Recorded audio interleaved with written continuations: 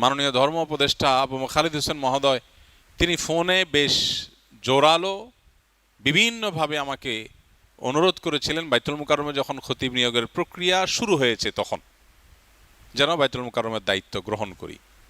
আমি বিনয়ের সাথে ওনাকে বলেছি আমি একটা স্বপ্ন এখানে বীজ বপন করেছি স্বদেশ প্রপার্টিজে। এই স্বপ্ন যেটার বীজ আমি বপন করেছি সেটা মাত্র অঙ্কুরিত হতে শুরু করেছে বিধায় আমি আমার স্বপ্নের বীজ ধ্বংস করে কোনো রেডি কোনো মহিরুহের নিচে যেতে প্রস্তুত না। আমি জুমা পড়াই দেশে আসার পর থেকে, সৌদি আরব থেকে দেশে আসার পর থেকে এক জায়গাতে জুমা পড়াই চিটাং রোডে ভূমিপল্লী মসজিদে। সেখান থেকে জুমার নামাজের জিম্মাদারি এটা ছেড়ে এই জায়গায় এই মসজিদে আমরা জুমার নামাজ আদায় করব এই স্বপ্ন পরিকল্পনা বহুদিনের, এবং এই পরিকল্পনা আমাদের বাস্তবায়ন করার যে উদ্দেশ্য সেটা মূলত আপনাদের যে পারপাস সে পারপাসটা সার্ভ করার জন্য।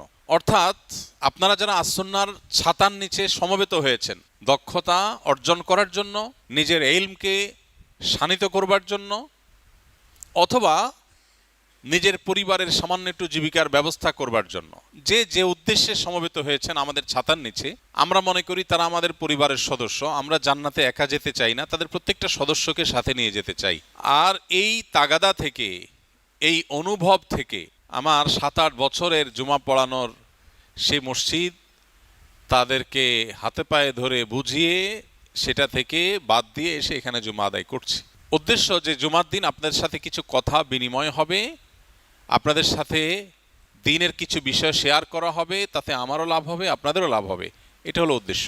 আমরা যখন প্রথম এখানে জুমা পড়ি, রমজানের প্রথম জুমা, সেদিন গুলশান আজাদ মসজিদের কমিটির একজন দায়িত্বশীল এসছেন। তিনি এসে আমাকে জুমার পরে অনুরোধ করেছেন বিনয়ের সাথে, একই অনুরোধ গুলশান আজাদ মসজিদে ডেকে ওনারা ওনাদের অফিসে বসে আমাকে অফার করেছেন, আর আমাদের অফিসে বহুবার এসেছেন। সম্ভবত সর্বশেষ চেষ্টা হিসাবে তারা যখন দেখছেন এখানে জুমা শুরু করে দিচ্ছি আমি, তখন প্রথম জুমায় তারা এখানে এসে আমাকে বিনয়ের সাথে অনুরোধ করেছেন শেষবারের মতো বিবেচনা করবার জন্য যেন অন্তত মাসে একটা জুমা গুলশান আজাদ মসজিদে পড়াই।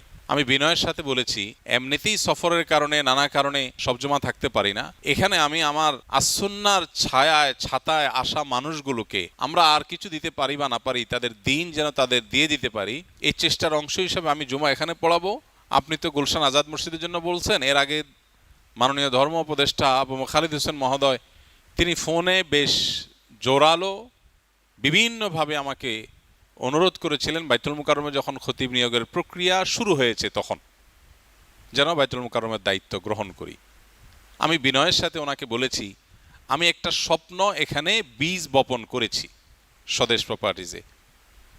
এই স্বপ্ন যেটার বীজ আমি বপন করেছি সেটা মাত্র অঙ্কুরিত হতে শুরু করেছে বিধায় আমি আমার স্বপ্নের বীজ ধ্বংস করে কোনো রেডি কোনো মহিরুহের নিচে যেতে প্রস্তুত না।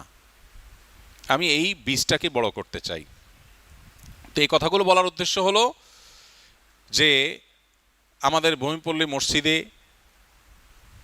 যেখানে নামাজ জামাত দাঁড়াতো 1:30টা 1:35, কখনো কখনো 1:40 হয়ে যেত, সেই মসজিদে অর্থাৎ 1:40 যখন জামাত শুরু হতো সেখানে 10:30, 10:30, 11টা এর মধ্যে মসজিদের নিচতলা টয়টম্বর পূর্ণ হয়ে যেত। সারা দেশের বিভিন্ন জেলা থেকে মানুষ এসে অপেক্ষা করত, এবং ওয়াক্ত হওয়ার আগে অনেক সময় নিচে জায়গা পাওয়া কঠিন হতো, হলেও পেছনে এরপর দোতলা জায়গা থাকতো। এই কথাগুলো আপনাদের বলার উদ্দেশ্য হলো আমি এত কিছু বাদ দিয়ে এই মরুভূমিতে নামাজ পড়ছি আপনাদের জন্য।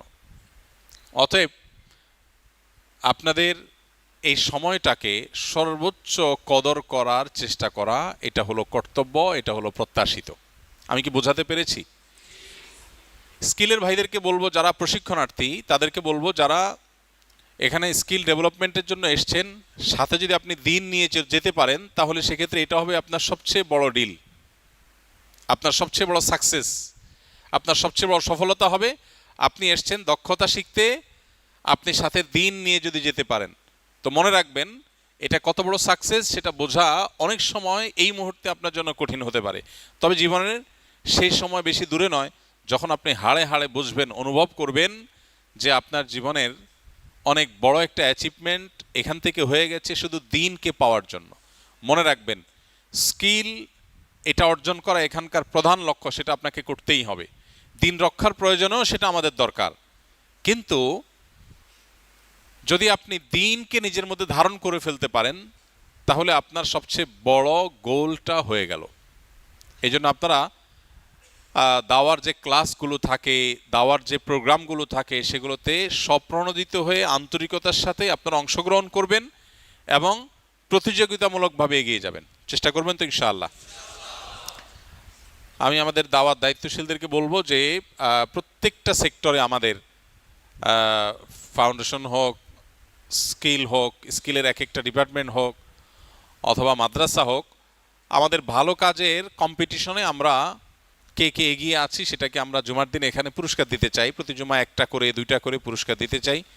এটার জন্য উদ্যোগ নিতে হবে। আজকে জুমা এখানে সবার আগে মসজিদে কে প্রবেশ করেছেন নামাজ পড়ার জন্য?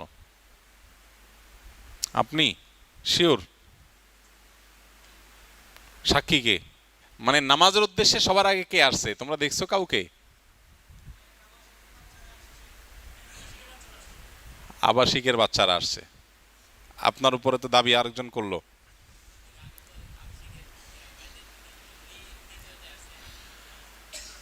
মাশাআল্লাহ, আবাসিকের ভাইদের, আবাসিকের বাচ্চারা তাদের আগে আসছেন। আপনি দেখেন নাই? আপনি কোথায় আছেন? স্কিলের কোন ডিপার্টমেন্টে আছেন? আপনি কোন ডিপার্টমেন্টে আছেন? মোটর সাইকেলে। শিক্ষক না শিক্ষার্থী? শিক্ষার্থী। কি নাম আপনার? দাঁড়ান দাঁড়ান, এদিকে আসেন। রবিউল আউয়াল। এখন তো জিলকদ। ঠিক আছে, মাশাআল্লাহ। বাড়ি কোথায় আপনার? কুমিল্লা। তো আপনি সবার আগে আসছেন কি জন্য? ওখানে কারেন্ট ছিল না, ঘুমানো যাচ্ছিল না? তাহলে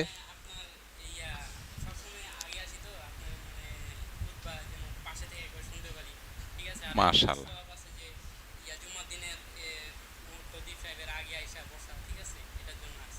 মাশাআল্লাহ, মাশাআল্লাহ। আগে আসার ফজিলত আহরণ করার জন্য ভাই আসছেন। আপনি কি গত জুমায়ও আগে আসার চেষ্টা করছিলেন? মাশাআল্লাহ। বা সাক্ষী আছে কেউ ভাই গত জুমা আগে আসার চেষ্টা করছে? হ্যাঁ,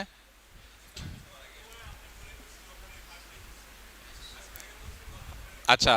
নাজুল হয় নাকি সবার আগে আসছে? আচ্ছা, উনি এসে দরজা খুলছে। তো আপনি গত জুমায় কি একদম প্রথমে আসছেন না?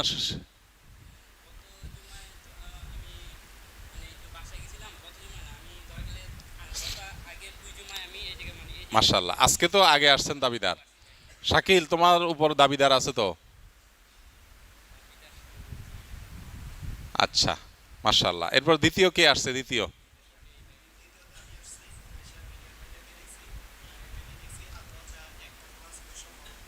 আপনি কি আমাদের স্কিলের? দাঁড়ান, ওঠান, দাঁড়ান। স্কিলের কোন ডিপার্টমেন্টে আছেন আপনি? কুকিং অ্যান্ড ক্যাটারিংয়ে। আসেন, এই সাইডে আসেন। মাশাআল্লাহ। আপনি প্রশিক্ষণার্থী? মাশাআল্লাহ। কি নাম? বাড়ি কোথায় লাবিব আব্দুল্লাহর? ওমা, দুইজন কুমিল্লই। মাশাআল্লাহ, ঠিক আছে। ওনাদেরকে আমরা একটু পুরস্কৃত করি। কত আছে আমার পকেট? টাকা তো থাকে না। না, ভাগ্য ভালো। 1000 টাকার নোট আছে একটা, আর 50 টাকা আছে। দুজন 500-500 ভাগ করে নিয়েন। বসেন, বসেন।